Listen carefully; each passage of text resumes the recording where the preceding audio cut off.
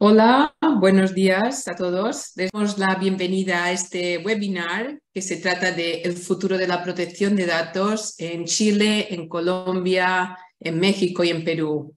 Este webinar está organizado por las firmas que son miembros de Affinitas. Estas firmas son Barros y Errázuriz en Chile, Gómez Pintón en Colombia, Mijares Angotia Cortés y Fuentes en México y Miranda Armado en Perú. Entonces, yo me llamo Rosa Barceló, yo soy jurista española, pero establecida y trabajo en Bruselas, en Bélgica, y trabajo para un despacho de abogados americano que se llama McDermott, Will and Emery. Entonces, aquí estoy con cuatro copanelistas que vamos todos a participar en este webinar y les voy a presentar. Entonces, tienen a Andrés Rodríguez del despacho Barros y Errázuriz en Chile. Después tienen a otro Andrés, Andrés Fernández de Castro, Andrés Fernández de Castro de despacho Gómez Pinzón en Colombia. Después tienen Ediana Ávila de Mijares Angoitia Cortés y Fuentes en México y Willy Pedersky del despacho Miranda Armado en Perú. Entonces, vamos ahora a empezar con la presentación de cada uno. Cada uno de ellos va a dar una pequeña presentación de la ley en sus respectivos países. Entonces, ¿quién va a empezar? Creo que es Edian que empieza primero. Andrés. Sí, soy yo, Rosa. Bueno, muchas gracias a todos por la participación en este webinar. Como decía Rosa, yo soy abogado de Barros Errázuriz, especializado en temas de data privacy. Nosotros acá en Chile, la verdad es que, a diferencia, yo te diría que de los otros participantes que están en este webinar, tenemos una ley que es sumamente antigua. Nosotros en nuestro país tenemos una ley de protección de datos que es del año 1999. Es una ley que la verdad es que hoy en día está muy obsoleta, no cumple con los estándares, ¿no es cierto?, que se han establecido en el reglamento europeo. Es una ley que tiene como base de licitud solamente dos, que lo vamos a explicar después en mayor detalle, pero no tenemos una agencia de protección de datos. Las multas, la verdad es que son multas bastante menores. La resolución de los casos de incumplimientos de la norma de protección de datos se resuelven en la justicia ordinaria, por lo tanto hay que recurrir con abogados. Pero tenemos una particularidad, que es que tenemos una nueva ley que está a punto de ser promulgada por nuestro Congreso, se encuentra ya en el último trámite constitucional, que sí es una copia bastante fiel de lo que es el reglamento europeo. Es una norma que crea una agencia de protección de datos, que establece multas altísimas en términos de incumplimientos, que configura la figura del responsable y del encargado como entidades distintas dentro de lo que es el tratamiento, junto con otras muchas, ¿no es cierto?, consideraciones que son muy similares a lo que es el reglamento europeo, el RGPD. Por lo tanto, vamos a ver cambios muy relevantes en Chile dentro de los próximos meses.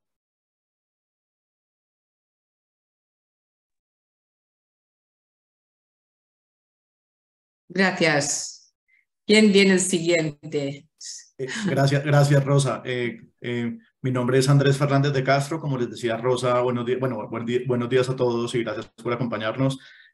Yo soy parte del equipo de tecnología, comunicación y protección de datos en Gómez Pinzón Abogados, una firma en Colombia. Y bueno, aquí en Colombia, ¿qué les puedo contar como de un panorama general? Aquí en Colombia, la protección de datos ha sido desarrollado a partir de unos mandatos constitucionales. El derecho a la habeas data es un derecho fundamental consagrado en nuestra Constitución y se ha desarrollado principalmente a partir de dos regulaciones, una del año 2008, referida principalmente, es una regulación sectorial, referida principalmente a información personal que tenga un carácter comercial, financiero o crediticio. Es decir, estamos hablando de esta ley sectorial del 2008 se refería y se refiere actualmente a información referida al surgimiento, ejecución y extinción de obligaciones, y solamente hasta el año 2012 Colombia vino a tener una regulación general en materia de habeas data, que se refiere a todo tipo de información, no solamente a la que tiene ese carácter comercial o financiero. Esta ley del 2012, que es la ley 1581, fue inspirada de alguna manera en la antigua directiva europea vigente antes del GDPR, y la norma en todo caso refleja algunos de los principios y los conceptos que traen las leyes de privacidad a nivel global. Los responsables, encargados, los principios de circulación, confidencialidad, seguridad, accountability, entre otros. Tenemos una autoridad, que es una autoridad que también se ocupa de los temas de competencia, protección al consumidor y algunos temas de propiedad industrial, lo cual hace que la autoridad colombiana, que además designa el presidente, la cabeza de esa autoridad, no guarde identidad con algunos conceptos de autoridades independientes que existen en otras partes del mundo, como en Europa. De manera general, ese es un poco como el overview y por supuesto de la regulación en Colombia, y por supuesto más adelante vamos a ahondar en algunos de los puntos de bases legales y otros temas relativos. Gracias, Andrés. Entonces vamos a con Eliane en México. Gracias, Rosa. Buenos días, soy Eliane Ávila, asociada del despacho mexicano Mijares, Zagoya, Cortés y Fuentes, y yo les voy a hablar del caso de México. Para beneficio de todos, de manera muy breve, les comento que el derecho a la protección de datos personales es considerado un derecho humano protegido a nivel constitucional, que además se encuentra específicamente regulado por la Ley Federal de Protección de Datos Personales en posesión de los particulares, su reglamento y diversas disposiciones no vinculantes emitidas por el regulador. Existe además una regulación específica para la protección de datos personales que es en posesión de autoridades, que se denomina la Ley General de Protección de Datos Personales en posesión de sujetos obligados, y esta no le resulta aplicable al tratamiento de datos personales que hacen los particulares, solo a las autoridades, pero vale la pena hacer la aclaración porque pues la verdad los nombres sí son muy parecidos. La Ley de Protección de Datos aplicable a los particulares fue publicada el 5 de julio de 2010 y desde entonces no ha sido modificada. Sin embargo, el derecho a la protección de datos personales sí ha evolucionado derivado de la presión generada por la evolución internacional de la materia. Un ejemplo es que México es de los pocos países en Latinoamérica que es parte del Convenio 108 del Consejo Europeo, cuyo nombre completo es el Convenio para la Protección de las Personas con respecto al tratamiento automatizado de datos de carácter personal, que es un instrumento universal que tiene como objetivo garantizar la seguridad en el flujo transfronterizo de datos. Otro tema que ha evolucionado es el reconocimiento a la protección de datos personales como un derecho humano, y un ejemplo de ello es que en el año 2021 se emitieron unas disposiciones para crear un padrón nacional de usuarios de telefonía móvil, que consistieron en una base de datos solicitada por el gobierno de que todas las personas que tuvieran un teléfono móvil tuvieran que dar información por materia de seguridad, que eran datos de identificación, pero también involucraba datos biométricos. Entonces, el regulador, que es el Instituto Nacional de Transparencia, Acceso a la Información y Protección de Datos Personales, conocido como el INAI, solicitó a la Suprema Corte que declarara su inconstitucionalidad y efectivamente, después de seguir el proceso respectivo, el Pleno de la Corte invalidó este decreto que ordenaba la creación de este padrón. Y finalmente, otro tema súper relevante ahorita en México es precisamente el tema del regulador, porque para dar un poco de contexto, el INAI es un organismo constitucional autónomo que tiene dos funciones: la transparencia de la información en manos del gobierno y la protección de datos personales, tanto por parte de autoridades como por parte de particulares. Este órgano máximo que toma las decisiones en el INAI es el Pleno, que tiene 7 comisionados. Entre sus funciones está evidentemente resolver todos los asuntos que se le presenten en materia de transparencia y datos y también imponer las sanciones. El Pleno se compone por los 7 comisionados, pero solamente puede sesionar de manera válida cuando tiene por lo menos 5 comisionados. El problema es que actualmente solamente tiene 4 comisionados porque el Senado no ha nombrado al resto, por lo tanto, en este momento es inoperante.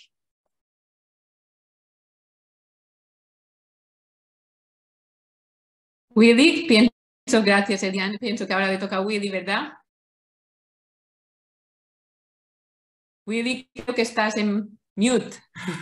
Estamos hablando del futuro de los datos personales y me encuentro yo mismo muteado por mi propia tecnología. Pero bueno, a ver, muchas gracias primero a todos por acompañarnos en esta mañana. Me presento Willy Pérez Garcés, socio del estudio Miranda Llamado, miembro de Afinitas, y formo parte del área regulatoria y de derecho público y TMT. Para darles una panorámica bastante somera, muy similar a lo que Eliane había descrito. Nosotros tenemos antes del año 2012, 2013, nosotros en el sistema peruano teníamos básicamente la regulación de la Big Data y de las normas de transparencia y acceso a la información pública. Posteriormente se incorporó la regulación específica de tratamiento de datos personales, la Ley de Protección de Datos Personales, que en realidad lo que está haciendo es desarrollar de forma complementaria a la normativa anterior ya mencionada, lo que es el derecho fundamental de toda persona que los terceros no suministren información que afecte su intimidad personal y familiar. Esta ley tiene un reglamento que también data del año 2013, ha sufrido varias modificaciones. De hecho, se encuentra pendiente la elaboración de un proyecto de nuevo reglamento que, sobre todo, y tal como lo ha indicado la Autoridad Nacional de Datos Personales, que vaya a incorporar posiblemente mecanismos o formatos que permitan una regulación uniforme, sobre todo de los derechos ARCO. Esta normativa, la ley y su reglamento se complementan con otras disposiciones sectoriales, como por ejemplo ciertas modificaciones en el Código de Consumidor, en materia de publicidad, directivas de seguridad, metodologías para cálculo de multas, y tratamientos de datos personales mediante sistemas de biovigilancia y algunas disposiciones vinculadas a datos sensibles también. Los aspectos principales que normalmente están recogidos en nuestro reglamento general son toma de consentimiento, registro de banco de datos personales, implementación de medidas de seguridad y ejercicio de los derechos ARCO. Los temas principalmente en boga que cuentan con el apoyo, sobre todo para efectos del desarrollo de la normativa y previsión de inclusión de nuevos temas, están vinculados pues a las opiniones que emite la Autoridad Nacional, no vinculantes, pero que contribuyen también al desarrollo de la interpretación y aplicación de la normativa. Temas que se encuentran actualmente en boga, sobre todo, que posiblemente vamos a conversar, están relacionados con la toma de consentimiento y las excepciones justamente, o lo que llaman las bases de legitimidad. Bueno, muchas gracias por este pequeño resumen. Gracias a todos. Yo creo que nos da ya una buena idea de la situación en cada país. Y ahora vamos a continuar haciendo dando una lupa, una especie de lupa, mirando con más atención a unos temas que hemos seleccionado. Y vamos a empezar con un primer tema que es interesante en todos los países. Se trata de las bases legales para tratar los datos personales. Para empezar, en Europa tenemos las bases legales que tenemos son 6. El Reglamento de Protección de Datos da 6 para los datos. Estos 6 son primero el consentimiento, el interés legítimo, el contrato, la ley y hay otros 2 que se usan menos. Solo no tenemos mucho tiempo, pero para dar una pequeña idea de cómo funciona y después entrar a ver cada uno en cada país cómo es la situación, decirles que el consentimiento en el Reglamento de Protección de Datos, para que el consentimiento se pueda utilizar y sea un consentimiento válido, los requisitos son muy altos. Esto es la diferencia entre la directiva anterior y el consentimiento y el reglamento de hoy. El consentimiento tiene que ser informado, tiene que ser libre, es decir, no tiene que haber coerción alguna y tiene que ser específico, es decir, tiene que ser finalidad por finalidad, no se tienen que poner 4 finalidades juntas porque ello hace que la persona no pueda decir que sí a cada una. Entonces, lo que hace es que el consentimiento en Europa, en mi experiencia así de abogado en el área de la privacidad, que es lo que hago iba a decir todo el día 24 horas, es que no lo utilizamos mucho en el ámbito laboral. ¿Por qué? Pues porque hay una presunción en el ámbito laboral que el empleado está en una condición inferior al empleador, a la empresa. Entonces, esta situación le hace que no pueda decir que sí de una forma libre. Entonces, solamente se puede decir que sí, es decir, se puede utilizar el consentimiento cuando el trabajador pueda decir que sí y no haya efectos negativos. Por ejemplo, ¿quiere usted dar las fotos de sus hijos para que les demos un regalo en Navidades? Bueno, esto sería un caso que pienso que se podría utilizar. Pero otros casos en el que no hay opción y la única opción es que, bueno, no podrá usted seguir trabajando en nuestra empresa, ahí no se puede utilizar el consentimiento porque se estimaría que no es un consentimiento libre. Segunda idea es la base legal interés legítimo. Cuando mira uno el interés legítimo parece que es una base legal que nos va a dejar hacer cualquier cosa, pero no es así. Cuando miras un poquito más cerca, el interés legítimo implica que a la hora se tiene que hacer una especie de balanza, un sopesamiento entre el interés de la empresa y el interés del individuo a la privacidad. Y en este sopesamiento, la empresa tiene que llegar a la conclusión que el interés de la empresa, pues, pesa más que el del individuo y que no hay un infringimiento de la privacidad del individuo. Entonces, hay que hacer este sopesamiento y se tiene que escribir y tener un documento en el que la empresa especifica qué se ha hecho y por qué se ha llegado a esta conclusión. En algunas ocasiones se utiliza el interés legítimo y al final dices, bueno, es que pienso que no cabe porque el interés del interesado queda desvalido. Entonces, ahí habría que, uno tiene que mirar lo que hace y, por ejemplo, decir, bueno, pues lo que vamos a hacer es que se le va a dar al individuo la posibilidad de optar y decir que no lo quiere, que no quiere, o se van a procesar menos datos, o se va a retener un poco menos. Entonces, así, interés legítimo es muy interesante, pero hay que hacer un trabajo para poder utilizarlo. Y creo que me voy a quedar ahí, pues esto es, pienso, los puntos más importantes. Y me gustaría ahora invitar a los compañeros de Chile, de Colombia, México y Perú a que den su perspectiva sobre este tema. Y os voy a pedir que participéis en el orden que os parezca mejor, o sea, como vosotros, así como os vaya mejor. Si quieren, bueno, yo puedo comentar siguiendo un poco el orden anterior, pero obviamente que abierto para las interrupciones que sean necesarias. Como comentaba en un comienzo, en Chile nosotros tenemos una ley que es del año 1999 y ahora se nos viene otra ley que cambia radicalmente el tema de las bases de legitimidad. En Chile actualmente lo que existe es efectivamente el consentimiento como gran forma de base de licitud, ¿no es cierto?, para hacer tratamiento de datos personales. También puede ser cuando existe una autorización legal, pero esos casos son los menos. O sea, hoy en día lo que existe en Chile es básicamente tú tienes que contar con el consentimiento del titular de los datos personales para llevar a cabo cualquier tipo de tratamiento. Ese consentimiento tiene que, dice la norma, ¿no es cierto?, que tiene que ser expreso, tiene que constar por escrito y es esencialmente revocable. La ley actualmente vigente no dice nada más. Ahora, cuando te dicen que tiene que constar por escrito, no necesariamente tiene que ser manuscrito, sino que se puede haber otorgado por una vía electrónica, por un sonido, una señal de voz, etc. Esto va a cambiar, porque tal como decía Rosa, nosotros en Chile vamos a adoptar el régimen europeo, por lo tanto se incorporan como bases de legitimidad, bases de licitud, la ejecución contractual, el interés legítimo, la ley obviamente, y el consentimiento también se refuerza.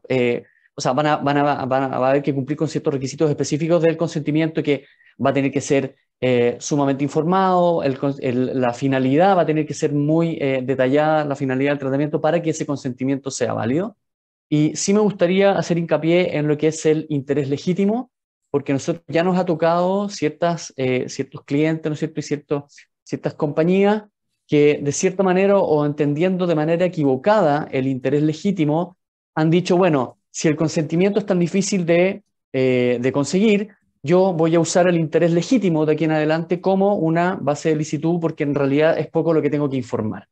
Pero eso hay que tener mucho ojo, ahí hay que hacer un análisis caso a caso, porque el interés legítimo en el fondo, para poder usarlo como base de licitud, requiere de cumplir con ciertos requisitos específicos y eso se revisa caso a caso. No puede ser una aplicación general del interés legítimo, porque eso nos puede llevar a ciertas infracciones con la norma que va a entrar en vigencia en el corto plazo.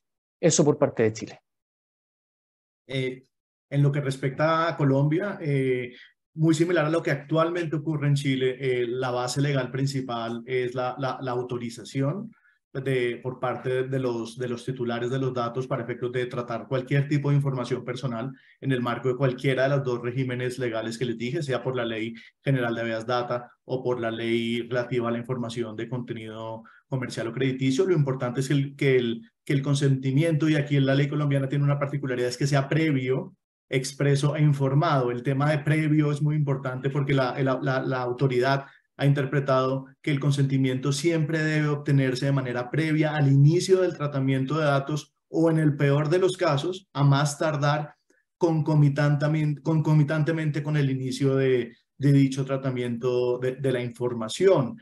Aquí, por supuesto, este es uno de los temas más álgidos, es uno de los temas que la autoridad más revisa cuando hace alguna investigación o algún requerimiento a los responsables, dado que pues estas son unas principales obligaciones. En Colombia el consentimiento es supremamente importante y es lo primero que siempre va a revisar la autoridad. Por eso es importante que todos los responsables siempre conserven la evidencia o la prueba del consentimiento otorgado por el titular, independientemente del medio por el cual el consentimiento fue otorgado. Al igual puede ser por medios escritos, por una llamada telefónica, a través de cualquier medio, pero tiene que ser explícito. No es válido el consentimiento tácito, o al menos la Superintendencia de Industria y Comercio, que es la autoridad en Colombia, ha reprochado los consentimientos que se otorgan de manera tácita. Y asimismo también ha reprochado cuando el consentimiento, o el consentimiento para tratar los datos se otorga de manera atada a la aceptación de unos términos y condiciones contractuales de un servicio digital, por ejemplo. Entonces sí es recomendable que en todos los casos se obtenga el consentimiento de manera separada. Y por supuesto que se conserve la evidencia. Aquí en Colombia no tenemos unas bases legales como la ejecución de un contrato o el interés legítimo. Sí hay unas excepciones, principalmente determinadas porque sean información pública o información que sea requerida por una autoridad administrativa o una orden judicial, pero creo que esos son unos debates que se van a dar hacia futuro en Colombia, la revisión de las bases legales. Gracias. En el caso de México, al igual que en el caso de los otros países que ya expusieron, el tratamiento de datos personales está sujeto al consentimiento libre e informado, ya sea aquí sí de manera tácita o expresa, y en términos generales se consiente de manera tácita cuando se pone a disposición del titular el aviso de privacidad y éste no manifiesta su oposición. Sin embargo, tratándose de datos personales sensibles, se requiere obtener el consentimiento expreso y por escrito. Por escrito puede ser a través de firma autógrafa, firma electrónica u otro mecanismo de autenticación. Mientras que tratándose de datos financieros o patrimoniales se requiere un consentimiento expreso, que puede ser o no por escrito, pero sí tiene que ser a través de un signo inequívoco. Sí hay supuestos de excepción en México en los que no se requiere el consentimiento del titular, que es cuando se encuentre previsto en alguna ley, cuando ya figura en una fuente de acceso público, cuando hay un procedimiento de disociación, cuando sea por una situación de emergencia que pueda dañar al individuo, cuando sea indispensable para una atención médica mientras el titular no pueda dar su consentimiento, o cuando lo ordena una autoridad competente. Otro tema importante en México es que el aviso de privacidad debe exponer las finalidades a las que se tratarán los datos, y aquí las distinguen dos. Las primarias, que son aquellas que resultan necesarias y dan origen a la relación jurídica entre el responsable y el titular, y las finalidades secundarias, que no son necesarias para el cumplimiento de la relación jurídica. Un ejemplo sería mandar publicidad. En este caso, las finalidades secundarias tienen que tener previsto un mecanismo específico para que el titular pueda manifestar su negativa al tratamiento de sus datos personales justamente para esas finalidades secundarias. No tiene que hacer uno por uno, como comenta Rosa, que sucede allá, sino que aquí nada más se separan de primarias y secundarias.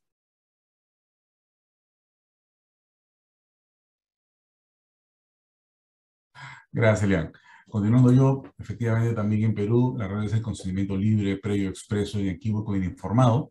Y sobre el tema de información, sí existe bastante detalle sobre la información mínima que debe ser comunicada al titular de datos personales, por ejemplo, identidad responsable de tratamiento, finalidad, datos personales de la entrega obligatoria, consecuencias de entrega o no entrega de datos para el tratamiento, si habrá transferencia nacional o internacional. Esta transferencia inclusive cuando hay flujo transfronterizo tiene que estar registrado además también en la autoridad de datos personales, el nombre del banco de datos en lo que se almacenarán estos datos, conservación, mecanismos para el ejercicio de derechos ARCO, etc. Si bien es cierto que también se permite también la información, es cierto que esta tiene que tener suficiente detalle para que pueda considerarse pues un tratamiento adecuado y con la obtención debida del consentimiento. Ahora bien, hay supuestos de excepciones en los cuales también se exigen pues medidas agravadas, como también mencionaba Elian, que es el caso de los datos sensibles, en el cual el consentimiento tiene que ser por escrito o por texto electrónico preestablecido. Datos de menores de edad, solamente pueden dar consentimiento los que ejercen la patria potestad, y datos obtenidos de fuentes accesibles al público. Ahora, en cuanto a los supuestos de excepción para el consentimiento, los principales son la existencia de una relación contractual. Ahora bien, en estos casos tendrá que determinarse bien cuál es la delimitación de los aspectos vinculados a la relación contractual para que queden comprendidos dentro de esta excepción.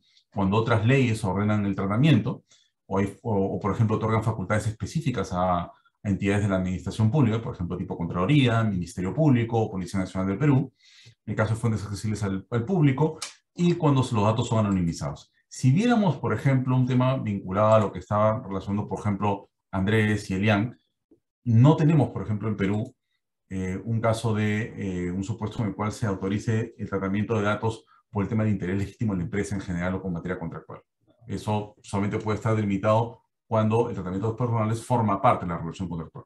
Sí existe, por ejemplo, alguna previsión para interés legítimo, pero es cuando se trata de proteger los datos, proteger los derechos o los intereses del titular de los datos personales. Eso es normalmente un tema que es empleado sobre todo por entidades públicas.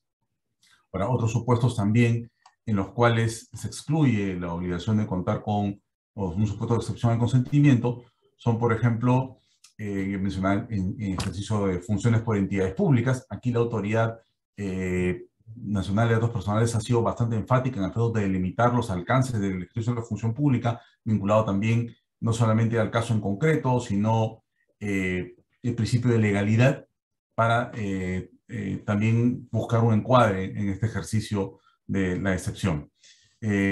A su vez también, cuando por ejemplo, viendo nuevamente el tema de la relación contractual, por ejemplo, medidas de seguridad que vayan a incorporar los empleadores, que sean para, por ejemplo, prevención de delitos, tienen que ser informados expresamente, no pueden presuponerse contemplados en la relación contractual, sino en todo caso como políticas de cumplimiento de la empresa. Y eso por un tema bastante, quizás de manera muy general para ver un panorama en el caso peruano. Bueno, muchas gracias a todos. Pienso que vuestras presentaciones ponen de manifiesto que el consentimiento juega un papel todavía estelar en los 4 países, pero que para que el consentimiento sea válido en los 4 países tienen unos requisitos bastante altos, que no cualquier consentimiento sirve, que hay que fijarse bien en que cumpla con todos los requisitos. Entonces, creo que con esto ha sido muy interesante. Creo que podemos pasar al segundo tema y vamos avanzando. Otro tema que da muchos dolores de cabeza, pienso yo, para muchos empleadores o para muchas compañías es el tema de las transferencias internacionales y de datos. Entonces, muchas compañías es bastante común que las multinacionales, los datos se suelen enviar a los headquarters, muchas veces en Estados Unidos, en otros países. Y entonces, claro, en estos países tendrán las bases de datos con todos los empleados y quizás en otras veces las bases de datos de los clientes que todas se van al mismo sitio. Bueno, en Europa nos encontramos que el Reglamento de Protección de Datos pues tiene unas reglas que limitan bastante las transferencias. No es una prohibición, por supuesto, pero sí que son unos límites y se tienen que cumplir unos requisitos. Entonces, para poder transferir datos personales, la Comisión Europea ha determinado que algunos países son adecuados, es decir, que ofrecen un nivel de protección similar al europeo. La lista de países es cortita, y es cortita porque la Comisión misma tiene unos funcionarios que a lo mejor no tienen todo el tiempo para analizar todos los países del mundo. Entonces, de momento, los países que hay, así le digo unos cuantos, está, por ejemplo, Argentina, está Canadá, últimamente Uruguay se hizo adecuado, Nueva Zelanda, y Suiza, Corea, Japón y el Reino Unido. Bueno, hay algunos más pequeñitos, pero esto es todo. Entonces, claro, la gran cantidad de países no tienen esto lo que se llama adecuación. Entonces, ¿qué haces con las transferencias? Ya les digo, en mi vida laboral lo más típico que se suele hacer para los demás países es utilizar lo que se llaman las cláusulas contractuales. Son unas cláusulas contractuales que se han aprobado por parte de la Comisión Europea. No se puede cambiar nada, ni una coma de ellas. Y estas cláusulas se van a firmar entre el exportador de datos y el importador de datos. Estas cláusulas dirán, bueno, todos estos datos que se van a ir, ¿cuáles son los datos que se van? ¿Cuáles son las finalidades? ¿Quién va a importarlos? ¿Cuáles van a ser las medidas técnicas para protegerlas? ¿Y quiénes son los titulares de los derechos? ¿Son trabajadores? ¿Son clientes? ¿Son pacientes? ¿Son estudiantes? Entonces, todo esto, estas cláusulas tienen que quedar completadas, firmadas, no se tienen que presentar. Esto es una gran diferencia porque en la antigua directiva a veces algún país pedía que se presentaran, no se tienen que presentar a nadie, se conservan. Entonces, esto es una forma de transferir datos muy, muy común. Otra forma son lo que se llaman las Binding Corporate Rules o las normas corporativas vinculantes. Yo diría que las cláusulas es una forma que diría que yo le llamo un Fiat.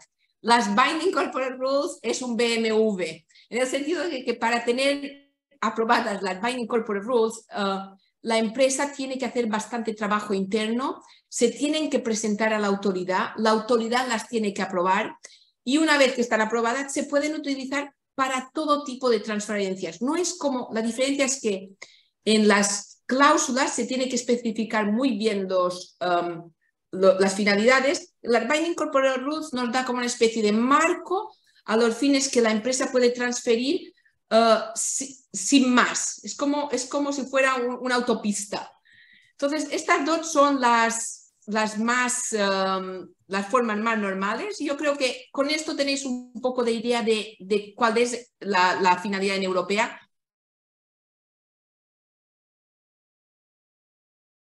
Además, otro requisito que se aplica tanto si se utilizan cláusulas como si se utilizan las Binding Corporate Rules, que es hacer un impacto de la transferencia.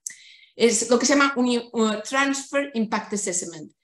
Lo que haríamos sería, si se transfiere a Estados Unidos y se utilizan las cláusulas, uno mira la transferencia y dice, vale, utilizamos las cláusulas y estamos con el conjunto de las cláusulas, con el conjunto de seguridad, cuando miramos el tipo de compañía que es, si es una compañía cuyos datos son muy interesantes a la policía, a las agencias de seguridad. Entonces, en función vamos a tener que hacer este documento y determinar, ¿estamos seguros de que la protección es adecuada? O sea, que es una especie de un extra que se ha añadido en los últimos años a raíz de una decisión de la Corte de Justicia Europea. Entonces, ya me callo aquí. Yo creo que esto da un poco de una especie de resumen de cuál es la situación. Lo que me gustaría que espero que se haya visto es que es difícil transferir. O sea, hay muchos requisitos que se tengan que cumplir. Entonces, pienso que sería muy interesante si ahora os paso la palabra a vosotros y vemos cuál es la situación en los 4 países. No sé si vamos a empezar otra vez primero como antes con Andrés o si vamos yo prefiero quedar para el final porque el caso de Chile, la transferencia internacional, por ahora no está tratada. Entonces, yo prefiero ver las experiencias de los otros países primero. De acuerdo, vale, entonces, ¿quién va a empezar? ¿Es Elian o...? Si están de acuerdo, pues puedo arrancar explicándoles el caso de Colombia. De una manera muy concreta les puedo decir que Colombia tiene una particularidad en materia de circulación de datos personales, incluso a nivel nacional o internacional, y es que existe regulación específica para cuando la circulación se hace entre un responsable y un encargado, lo cual se denomina transmisión, y es diferente la regulación cuando se hace respecto de un responsable a otro responsable, es decir, cuando el exportador es un responsable y el importador es otro responsable. De manera muy concreta, en materia de la transmisión, es decir, cuando la circulación es de responsable a un encargado que está localizado fuera de Colombia, la norma general, muy en línea con la ley colombiana, es que se tiene que cumplir uno de los siguientes 2 requisitos. O tener una autorización expresa por parte del titular para efectos de esa circulación a un encargado localizado fuera, o en su defecto contar con un contrato de transmisión, un Data Processing Agreement, entre el responsable localizado en Colombia y el encargado localizado en el extranjero para efectos de prestar esos servicios de procesamiento por cuenta del responsable. Y en la segunda hipótesis, que es cuando estamos hablando de la transferencia de un responsable colombiano a un responsable en un país extranjero, la regla general es que las transferencias internacionales están prohibidas, salvo que se realicen, y esto es similar a Europa, a países catalogados que tienen un nivel adecuado de protección por parte de la autoridad colombiana. Es decir, que si la transferencia se va a realizar a uno de estos países, estaría permitida. Y si la transferencia se va a realizar a uno de los países que no hace parte de esa lista, lo conveniente o lo recomendable es obtener la autorización explícita por parte de los titulares, porque incluso la transferencia podría llegar a tener lugar a esos países que no son adecuados para la autoridad colombiana, siempre que haya autorización del titular. Y en materia de otras causas para efectos de la transferencia, también recientemente se publicó una regulación específica en materia de normas corporativas vinculantes, muy similar a Europa. La idea es que a partir de estas normas corporativas que construyan los grupos empresariales se puedan circular la información de Colombia hacia el extranjero. Sin embargo, lo que hemos visto en la práctica es que estas herramientas no han sido muy utilizadas, no ha sido muy atractiva la regulación, dado que se están imponiendo muchas cargas para las organizaciones. Principalmente se abriría la puerta para que la autoridad colombiana asuma un control y vigilancia sobre entidades extranjeras, lo cual en realidad pues creo que muy pocos están dispuestos a hacerlo, sobre todo cuando en Colombia, con la sola autorización por parte de los titulares, uno podría salvarse o eximirse de tener que implementar unas normas corporativas. Entonces ese es un poco el panorama desde Colombia. Gracias. Una cosa, Andrés, perdón, sí, Rosa, solo por curiosidad, quería preguntarle a Andrés si nos puede decir si hay algún país que genera problemática porque no está en la lista de autoridad. Hay un país que particularmente genera muchas inquietudes de nuestros clientes, es que Brasil, por ejemplo, todavía no hace parte de los países adecuados para la autoridad colombiana, lo cual a muchos de nuestros clientes les resulta inaudito porque pues esta es una regulación muy reciente. Quizás esa es la razón por la cual todavía no hace parte. Gracias, gracias.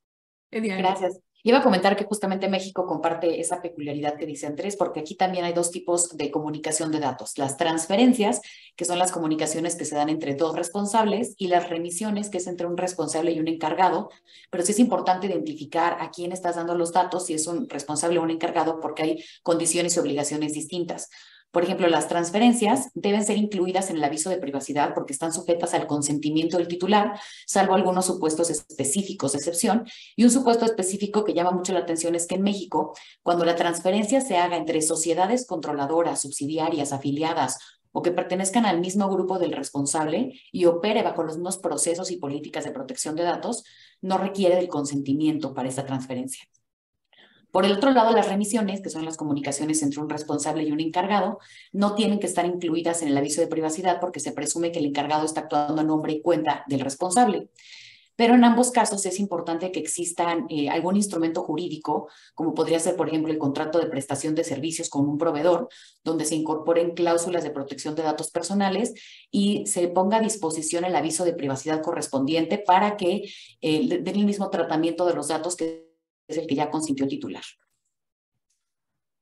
De acuerdo, Eliana. A ver, por mi parte, creo que lo que nosotros podríamos precisar en materia de transferencia es un poco similar también a lo que ya habían mencionado Andrés y Elian, y es tratamiento amplio en materia de transferencia de datos personales, es toda transmisión de carácter nacional o internacional. Lo que sí es cierto también es igual cuando la transferencia se da hacia un encargado, no se le da el carácter de transferencia, sino más bien pasa a dar el tratamiento pues del encargo de tratamiento de datos personales que requiere pues efectivamente un contrato con esta persona y el titular del banco de datos personales, mediante el cual se delimiten las obligaciones y atribuciones que va a darse para el tratamiento en virtud de este encargo.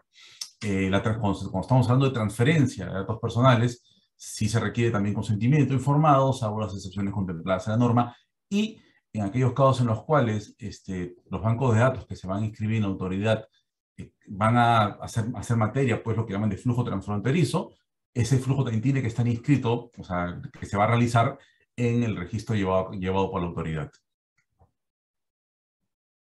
Bien, creo yo, al final en Chile la verdad es que la transferencia internacional de datos como tal no se encuentra regulada en nuestra ley vigente, en esta ley antigua. Sí va a quedar sumamente regulada con la nueva norma en términos muy similares a lo que comentaba Rosa, o sea, vamos a tener las normas corporativas vinculantes, vamos a tener el listado de países adecuados, pero para tener el listado de países adecuados tiene que empezar a funcionar la agencia. Va a ser esa agencia la que va a determinar qué países son adecuados y también las cláusulas contractuales. Hoy en día, cómo funciona el tema básicamente es que como la transferencia internacional de datos cae dentro de la definición de tratamiento, básicamente hay que tener el consentimiento para poder llevar a cabo esas transferencias internacionales. De alguna manera, en los contratos que se tienen con los titulares hay que informarles de que sus datos podrían ser eventualmente alojados en el extranjero o enviados a los extranjeros, a países extranjeros, para las finalidades en el fondo específicas que se debiesen detallar en ese mismo instrumento. Por lo tanto, el estatus actual es lo mismo que hemos tenido desde el año 99, pero va a cambiar en el sentido de ir un poco más a la vanguardia y adoptárselo a los estándares europeos. Muy bien, muchas gracias. Creo que este nos da una buena perspectiva de los 4 países y de los cambios que se anticipan en el caso de Chile. Y pienso que podemos pasar al tercer tema, si os parece bien. El tercer tema, que son las multas y las sanciones. Y es un tema muy importante. Yo a veces siempre pienso, si una norma tiene unas sanciones altas y las sanciones se hacen cumplir, pues lleva consigo un cumplimiento, normalmente mayor cumplimiento, y es normal. Entonces, en Europa, cuando se pasó de la directiva al reglamento, ahí hubo un cambio radical, porque en la directiva se dejaba a cada país miembro la decisión de el tipo de multas, de las cantidades. Entonces, había algunos países que tenían unas cantidades muy bajitas, otros un poco más altas, pero había mucha variación. Entonces el reglamento vino a a unificar esto y dio unas multas que pueden ser tan altas como 20 millones de euros o bien el 4% del volumen de negocio total anual mundial. Entonces son multas que pueden ser altísimas.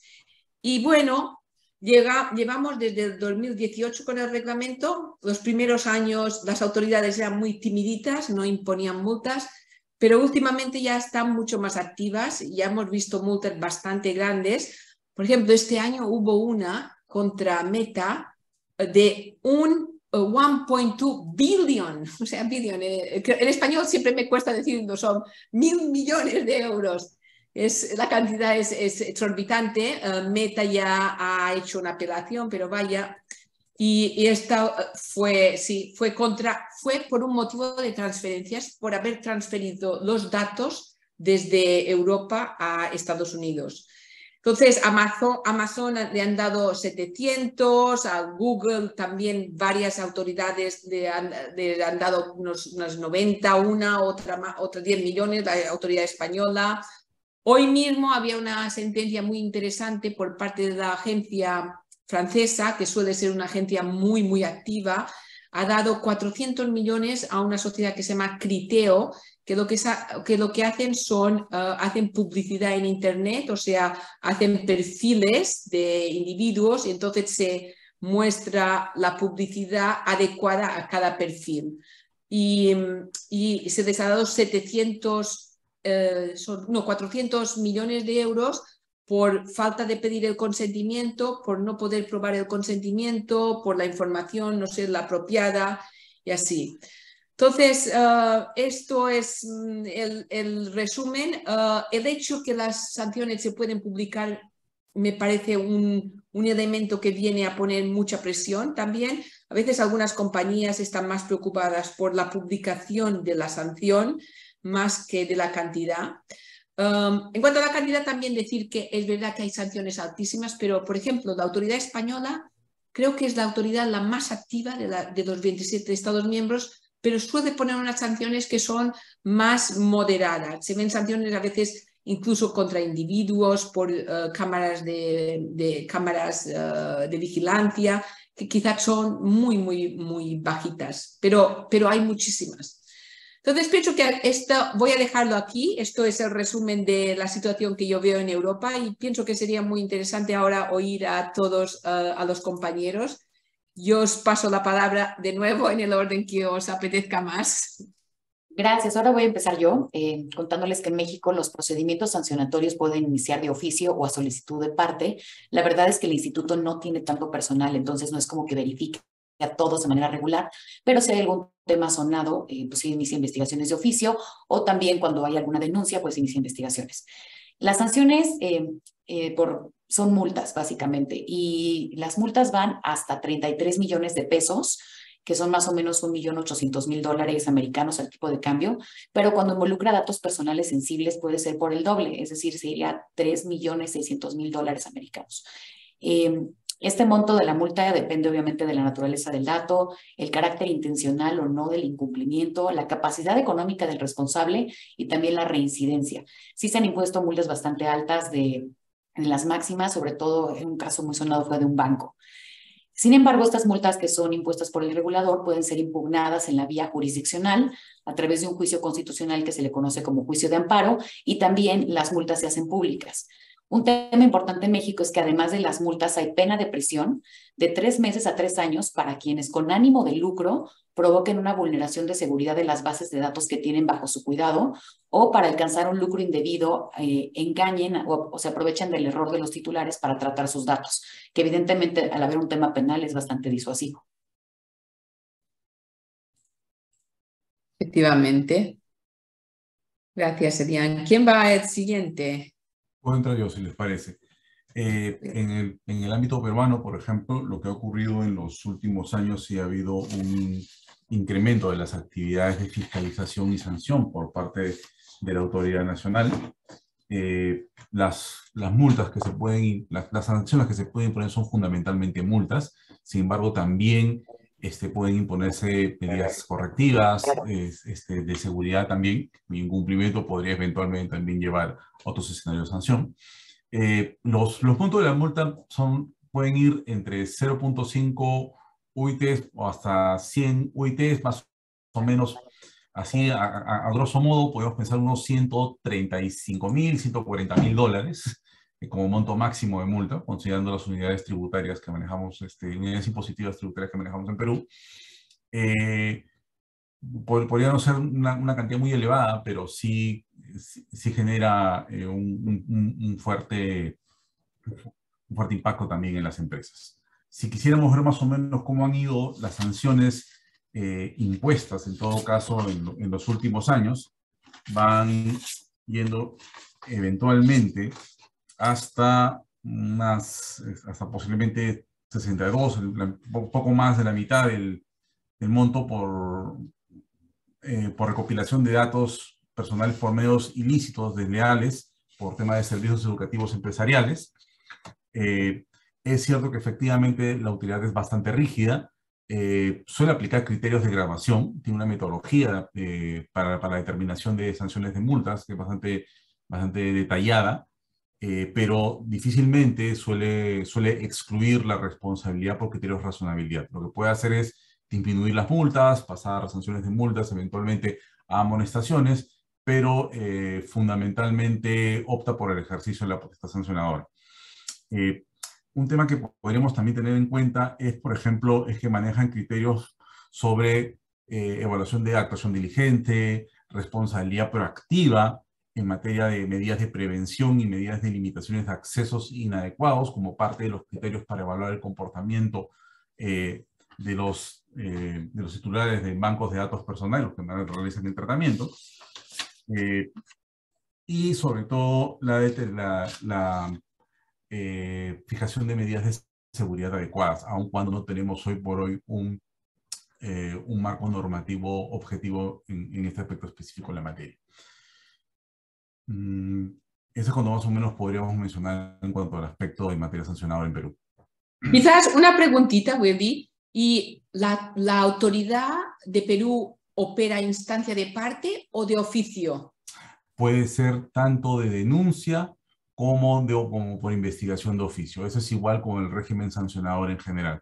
En varios casos ha habido por temas de denuncias que generan fiscalizaciones. Estas fiscalizaciones llevan pues a una apertura de un periodo de descargos por parte del investigado. Si ello no satisface a la autoridad lleva al inicio a un procedimiento sancionador. Gracias. Bien, voy a comentar respecto al caso de Chile. Efectivamente, la ley actualmente vigente en Chile sí contempla multas, pero las multas la verdad es que no son muy, no desincentivan el tratamiento fuera del marco de legitimidad, porque son multas sumamente bajas, son multas que son difíciles de conseguir. Me refiero a que son multas que van hasta los 4.000 dólares aproximadamente, pero además están limitadas a las causales que pueden aplicar respecto a la aplicación de estas multas, que son, por ejemplo, cuando no hay un acceso, ¿no es cierto?, o no se contestan de manera adecuada el ejercicio de derechos por parte de los titulares, los derechos ARCO. Uno eventualmente también puede recurrir a la justicia ordinaria para una indemnización de perjuicio, pero eso requiere ir a los tribunales civiles, ya que no tenemos una agencia todavía. Por lo tanto, requiere de contratar a un abogado, es un procedimiento que, pese a que ser un procedimiento sumario bajo la normativa chilena, es un proceso que toma tiempo. Y teniendo una multa máxima de $4.000, la verdad es que gastar ese tiempo y esos recursos en ir a la justicia para ejercer un derecho, por ejemplo, de acceso, cuando la multa máxima quizás podría ser $4.000, la verdad es que no lo hace muy poco, como le decimos nosotros, es una norma con pocos dientes. Ahora, eso sí cambia con la legislación nueva, y acá las multas van a llegar hasta $1.200.000 aproximadamente, pero en ciertos casos específicos esa multa puede triplicarse, o sea, llegaría a los $3.600.000, cosa que ya estamos hablando de multas que se equiparan a lo que comentaba Elian, por ejemplo, en México, y sí ya son multas que pueden desincentivar de manera súper real la infracción a la norma. Son infracciones que va a imponer la Agencia de Protección de Datos y que eventualmente podrían ser apeladas a las Cortes de Apelaciones de Santiago o del domicilio del afectado. Bueno, desde Colombia, pues el panorama pues, es relativamente similar al de los demás países. Aquí, por supuesto, también se pueden imponer sanciones por parte de la autoridad, sea con ocasión por una actuación de oficio o por petición de un requerimiento, una queja de un titular. Aquí las sanciones principalmente han estado enfocadas en personas de derecho privado.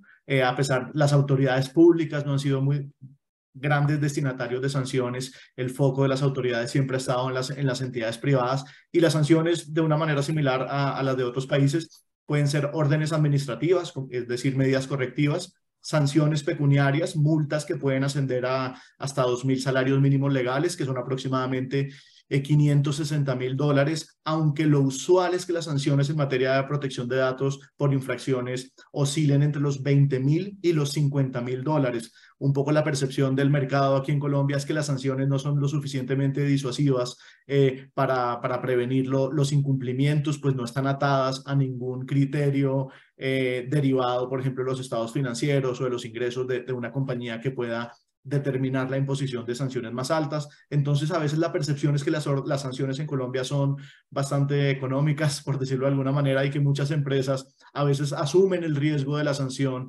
en ciertas hipótesis. Dicho lo anterior, si hay dos posibles consecuencias negativas en Colombia que son bastante gravosas, y es la posible suspensión de la operación por infracciones en materia de tratamiento de datos, y eventualmente el cierre definitivo de las actividades de procesamiento de información de datos. Esas son sanciones que solamente han tenido lugar de manera excepcional en Colombia, cuando hay principalmente infracciones muy graves en materia de datos personales de menores o en materia de infracciones al principio de seguridad. De manera general, los temas más comunes que son sancionados en Colombia son principalmente relacionados con tratamientos indebidos sin la debida autorización de datos por parte de los titulares, o porque la autorización se obtuvo con algunas infracciones a la regulación, o cuando no se atienden los derechos ARCO, y pues principalmente también cuando hay violaciones al principio de seguridad y hay un riesgo para los titulares, o incluso cuando se omite notificar a la autoridad de la ocurrencia de un incidente de seguridad, de un data breach. Y un poco, pues ese es el panorama como de las sanciones que existe en Colombia. Justamente quería, perdón un momento, Rosa, había una pregunta que habían dirigido sobre el tema de implementación de marco jurídico para proteger datos personales de uso de tecnología de Big Data, para el tema de mitigar la ciberdelincuencia, sin perjuicio que los demás puedan también intervenir en lo que refiere a sus propios marcos normativos. En principio, nuestro reglamento efectivamente no prevé reglas específicas para el tratamiento de datos personales a través de Big Data, es decir, aquel uso de tecnologías de información que implica el tratamiento de grandes cantidades de datos personales provenientes de diversas fuentes y que implican búsqueda, recolección, almacenamiento de enormes cantidades de datos. ¿Eso por qué? Porque existen problemas específicos tales como temas de consentimiento, reutilización de datos, limitaciones en la anonimización. Otro tema también que nosotros tenemos en materia de seguridad es que la normativa hoy por hoy lo que hace es recomendarte, te pone la obligación de adoptar las medidas de seguridad, las que sean necesarias. ¿Cuáles serán? Las que determine la tecnología en la materia. No hay un marco base uniforme, no hay enforcement tampoco en la normativa.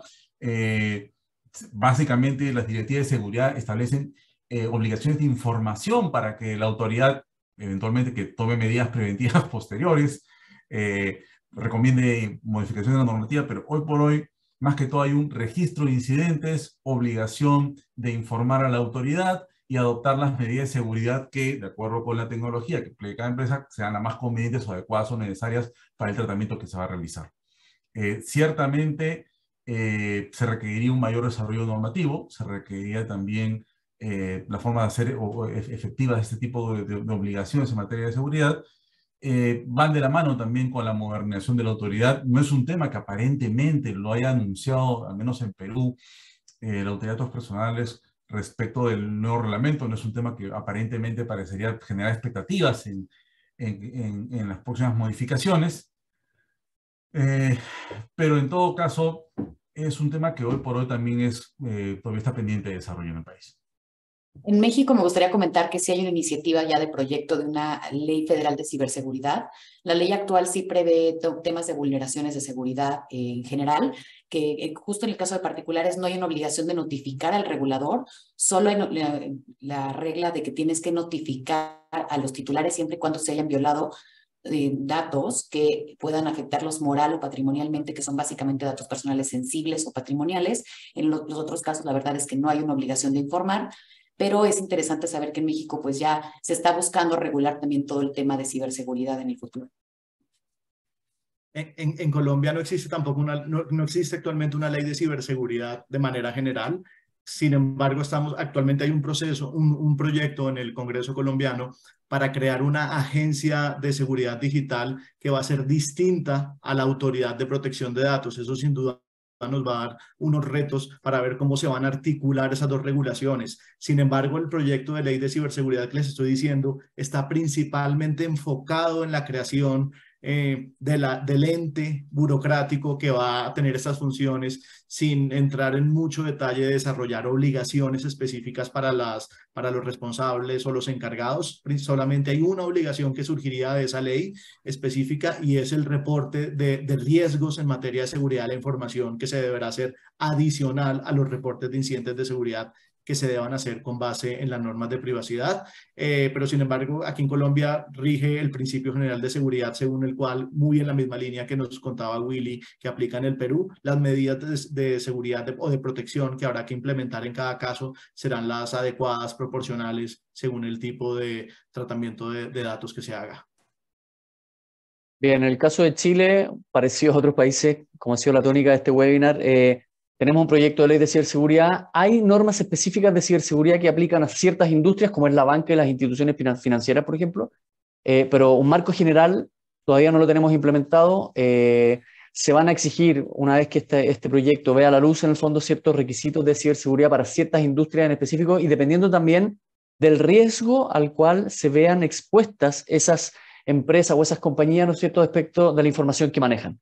Dependiendo de eso, vamos a ver cómo se gradúa el nivel de requisitos que se le van a exigir en materia de ciberseguridad, pero es algo que está en discusión en el Congreso actualmente. Bueno, en el caso europeo, pues se parece bastante en el sentido de que se han creado leyes específicas solo para seguridad y no se aplican a todas las industrias, sino que ciertos sectores tienen estos requisitos y sectores que son críticos, que puede ser banca, bueno, hay todos los sectores críticos para el desarrollo de la economía. Y esta directiva se llama NIS y ya hubo una NIS 1 y hace poquito se hizo la NIS 2 para aumentar el número de sectores, de forma que cada vez van quedando menos y menos sectores que no están cubiertos. Quizás una cosa para añadir, que no sé si vosotros en los diferentes países lo tenéis, es que se está haciendo ahora un reglamento muy interesante, está muy de moda, de Artificial Intelligence. Esto queda para otra sesión, pero que tiene es todo un mundo un poco relacionado con la protección de datos, pero no solamente. Y ha habido todo el discurso de si el ChatGPT está incluido o no está incluido. A nivel europeo se está todavía negociando. El Parlamento Europeo la aprobó y ahora falta que se apruebe generalmente. O sea que tenemos todavía 6 meses de negociación. Pero es una ley muy interesante. Vale.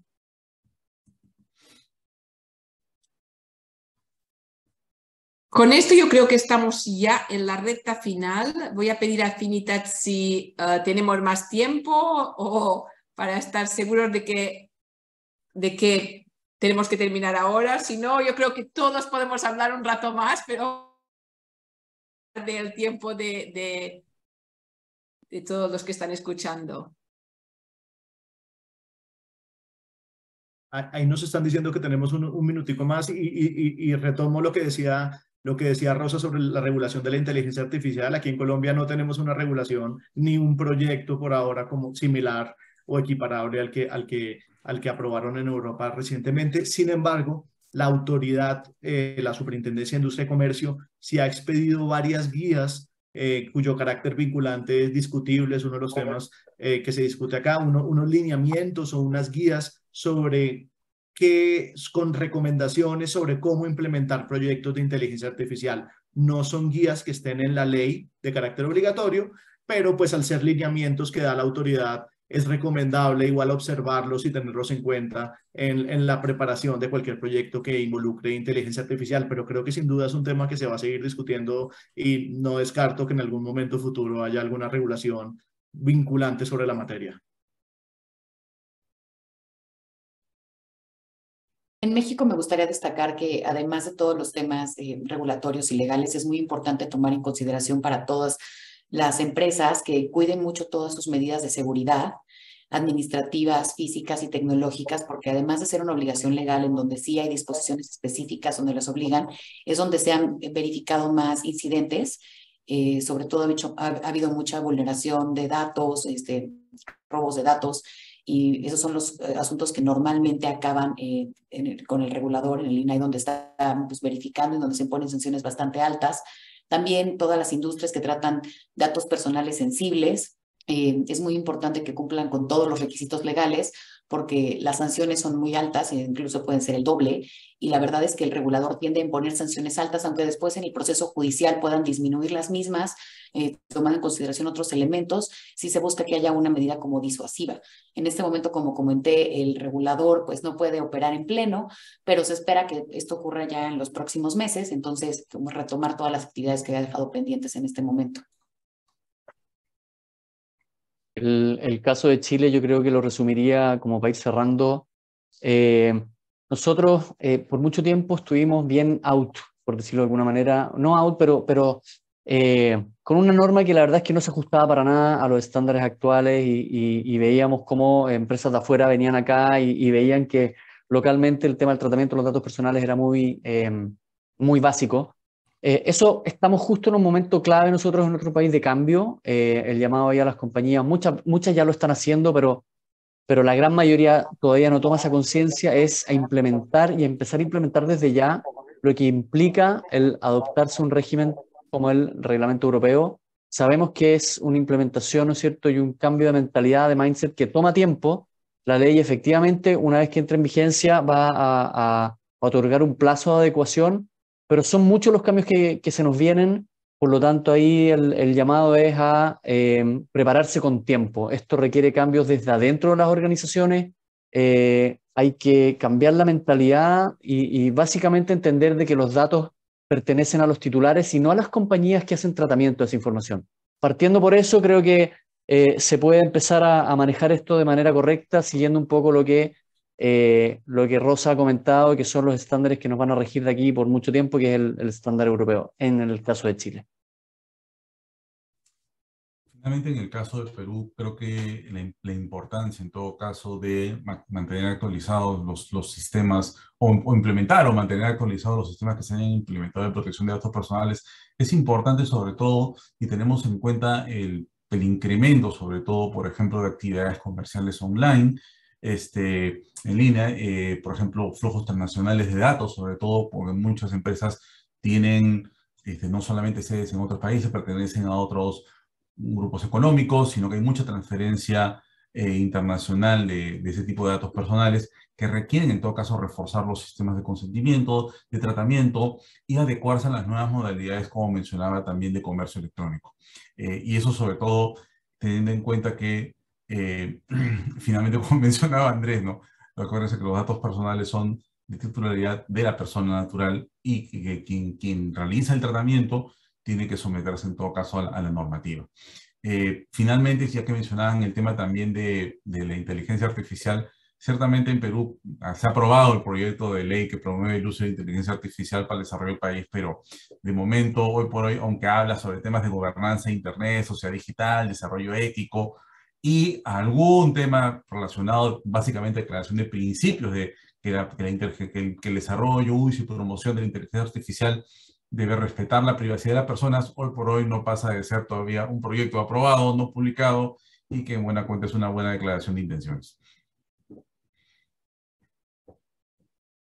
Bueno, pues muchas gracias. Pienso que el tema de hoy, como conclusión, nos da mucho, como se llama, food for thought en inglés, no sé, no me acuerdo en español cómo lo llamarías, pero que da para mucho. Eso quizás, da para mucho, para muchas otras sesiones. Entonces creo que hemos llegado con esto a la recta final y quería dar las gracias de la parte de todos nosotros al público y a Affinitas por organizar esto y entonces estamos a disposición para cualquier follow-up, cualquier pregunta que se presente.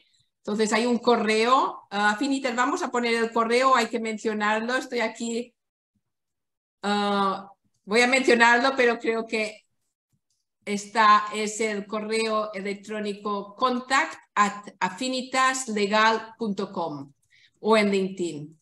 Entonces, de nuevo, muchas gracias a todos por su participación y hasta pronto. Adiós. Muchas gracias, Rosa. Muchas Gracias a gracias. todos. Muchas gracias. Hasta luego.